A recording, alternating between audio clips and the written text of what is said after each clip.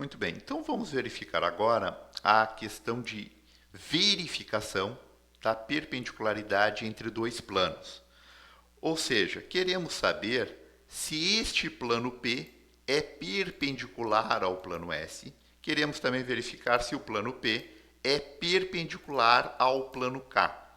Bom, para que dois planos sejam perpendiculares, ou seja, para que o plano P seja perpendicular ao plano S, são necessárias duas condições. Primeira condição, é necessário inserirmos uma determinada reta neste plano S, ou seja, esta reta ela tem que estar apoiada, ou seja, dois pontos dessa reta deverá estar apoiado em duas horizontais desse plano. E além disso, esta reta que estiver contida no plano S, esta reta ela deverá ser perpendicular a este plano P. Aí temos que verificar a perpendicularidade reta em plano. Bom, uma reta será perpendicular ao plano quando tivermos as três condições, as projeções paralelas, as cotas crescerem em sentidos opostos e os intervalos inversos. Se isso ocorrer, podemos afirmar que o plano P será perpendicular ao plano S. O mesmo vale aqui para o plano K. Se pelo plano K incluirmos uma determinada reta e esta reta for perpendicular ao plano P, podemos afirmar que estes dois planos são perpendiculares. Bom, mas primeiro o que é importante estabelecermos? Verificarmos as propriedades da reta que é perpendicular ao plano P. Que propriedades são essas? A questão que envolve o intervalo, a questão que envolve o crescimento de cotas e a questão das projeções serem paralelas, certo? Bom, vamos verificar então o intervalo inverso. Para verificarmos o intervalo inverso, é necessário rebatermos esse plano P para analisarmos de perfil o comportamento do plano e o comportamento da reta de tal forma que forme um ângulo de 90 graus. Então vamos estabelecer o rebatimento. Então vamos estabelecer aqui o rebatimento desse plano P. Vamos rebater para o plano de cota 3. Ao rebatermos ao valor de cota 3, então vamos marcar aqui o valor correspondente de uma unidade. Então 4 rebatido em 3. Então aqui temos a marcação de uma unidade. Marcamos aqui o valor de uma unidade, ou seja, esta medida é uma perpendicular com o valor correspondente de uma unidade. Bom, todo o plano P rebatido ele vai ficar caracterizado nesses dois pontos aqui. Então, toda essa reta daqui é o plano P rebatido ao valor de cota 3. Então, podemos prolongar um pouco mais. E a ideia é verificarmos a reta que é perpendicular a este plano. Bom, então aqui temos a reta de maior declive rebatida ao valor de cota 3. Para verificarmos o intervalo inverso, é necessário simularmos a reta que é perpendicular a este plano. Então utilizamos o esquadro, que através do esquadro a gente pode simular que um cateto vai funcionar como o plano e o outro cateto vai funcionar como a reta perpendicular a este plano. A gente está visualizando lateralmente, certo? De perfil. Então vamos estabelecer aqui um alinhamento de tal forma que esse vértice ele venha ficar neste ponto daqui, que é o contato da reta com o plano. Depois, este ponto daqui, vamos alinhar, estabelecer um alinhamento, de tal forma que um dos catetos fique alinhado ao plano rebatido ao valor de cota 3. Bom, a partir disso, podemos traçar um segmento de reta em relação a este outro cateto. Este outro cateto vai funcionar como uma reta perpendicular ao plano. Com isso, temos o intervalo inverso.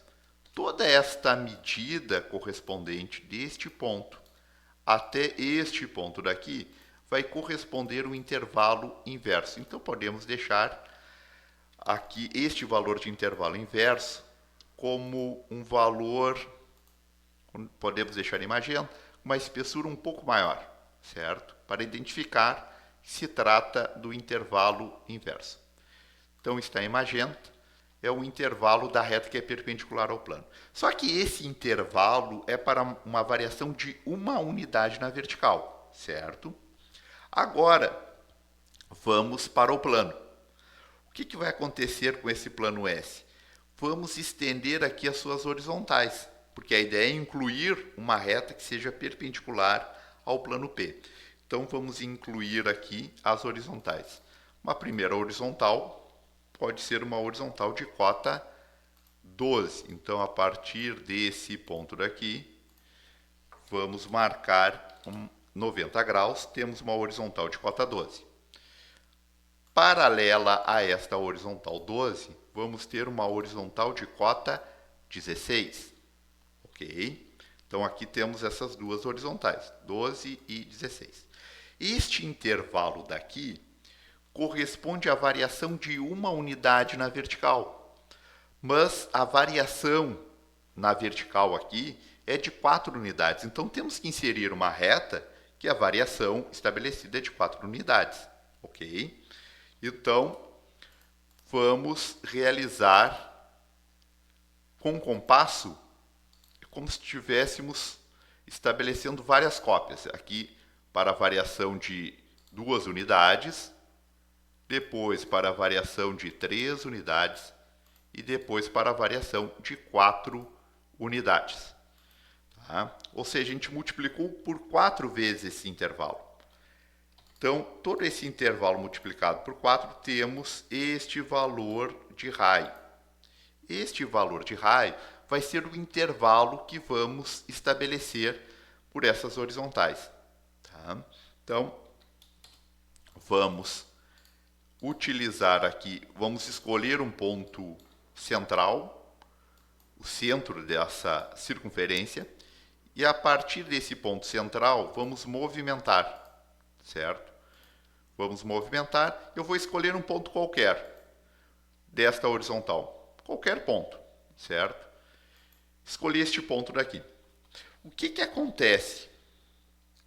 Se ligarmos deste ponto qualquer, esse ponto qualquer corresponde ao valor de cota 12, porque toda horizontal vale 12. Se ligarmos desse ponto até a intersecção da reta, com a intersecção dessa circunferência com a reta, este ponto daqui corresponde ao valor 16. Esta é uma reta que está inserida no plano S, ok? Agora vamos verificar o seguinte. Esta reta que está inserida ao plano S, vamos verificar se esta reta daqui ela é perpendicular ao plano P. Bom, a projeção correspondente é paralela. Se movimentarmos, transladarmos aqui, vamos verificar que é paralela. Então, uma condição está ok. Segundo, as cotas crescem em sentidos opostos, do 3 para o 4 nesse sentido, e aqui do 12 para o 16. Ok. E o valor de intervalo é o valor inverso? Sim, o valor de intervalo é o valor inverso. Claro que aqui está para 1 unidade, mas aqui encontra-se para 4 unidades.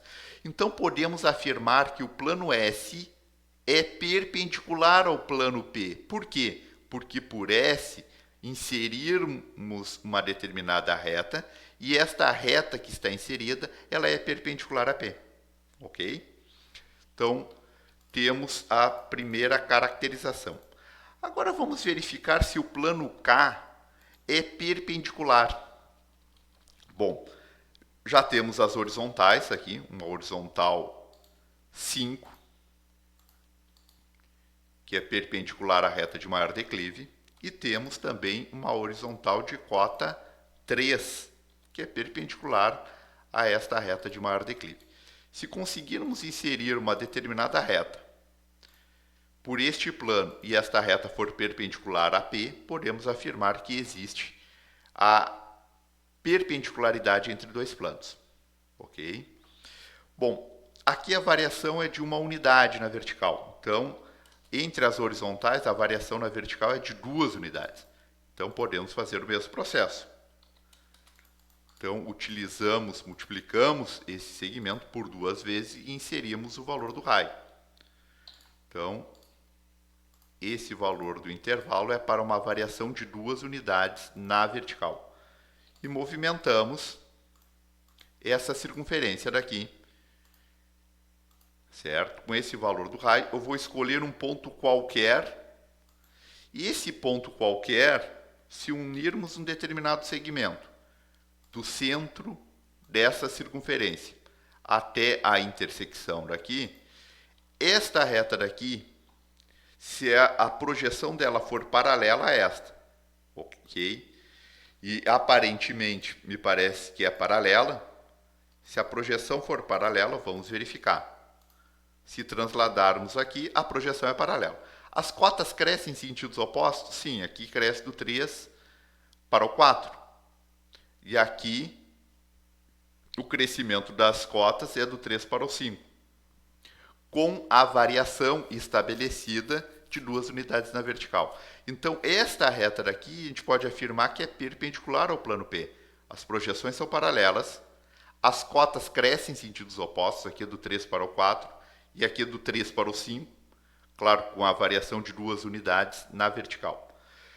Então, com isso, verificamos a questão da perpendicularidade entre dois planos. Aqui seria mais a título de verificação, ok?